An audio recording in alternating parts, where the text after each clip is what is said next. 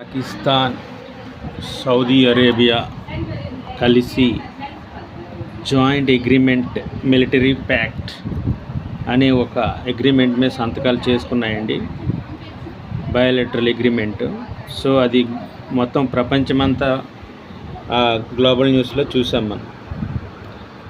So problem ఏంటంటే పాకిస్తాన్ దగ్గర America అందజేసినటువంటి ఏవైతే న్యూక్లియర్ ఆర్సెనల్స్ ఉన్నాయో, న్యూక్లియర్ బాంబ్స్ ఏవైతే ఉన్నాయో అవి అమెరికా పర్మిషన్తో ఒకవేళ సౌదీ అరేబియా దగ్గర ఒకవేళ షేర్ చేసుకోవాల్సి వస్తే ఇవ్వగలదా? ఈ జాయింట్ అగ్రిమెంట్ మిలిటరీ ప్యాక్ట్ ఉంది కదా, ఒకవేళ ఇస్తే అమెరికా దాన్ని సమ్మతిస్తుందా?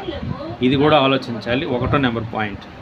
రెండోది, ఒకవేళ పాకిస్తాన్ మీద ఇండియా కానీ దాడి చేస్తే, ఒకవేళ ఏదైనా మిలిటరీ టెన్షన్స్ వస్తే సౌదీ అరేబియా పాకిస్తాన్కి మద్దతుగా ఇండియా మీద దాడికి పూనుకుంటుందా అనేది కూడా రెండో ప్రశ్న. సో ఇవి మనం ఇండియన్ గవర్నమెంట్ నిశ్చితంగా పరిశీలిస్తోంది. ఈ జాయింట్ అగ్రిమెంట్ అనేది ఈ మధ్య జరిగిందండి. Military support both each other. So యెమెన్లో బాంబింగ్ చేశారు ఎవరు? సౌదీ వాళ్ళు. సో ఆ మధ్య కూడా యెమెన్ తాలూకా హౌతీ లీడర్లు జద్దా మీద, మక్కా ఏరియాల్లో రాకెట్లు లాంచర్లు ప్రయోగించడం మనం చూసాం, ఇంటర్నెట్లో వైరల్ అయ్యాయి.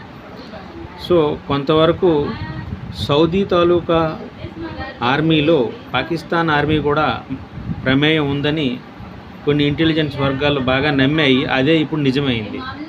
ఇద్దరు కలిసి, పాకిస్తాన్ ఆర్మీ, సౌదీ ఆర్మీ కలిసి జాయింట్ మిలిటరీ కోఆపరేషన్ మీద సంతకం చేసుకున్నారు. ఇప్పుడు అది వైరల్ అవుతోంది న్యూస్. దీనిపై ఇండియన్ గవర్నమెంట్ ఎలా స్పందిస్తుందో చూడాలి. సో అది విషయం అండి. సో మనకి ఇప్పుడు సీమాంతర ఉగ్రవాదం అనేది ఒక పెద్ద సమస్య.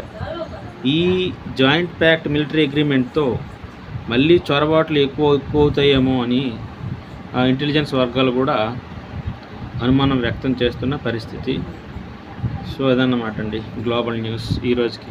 Thank you.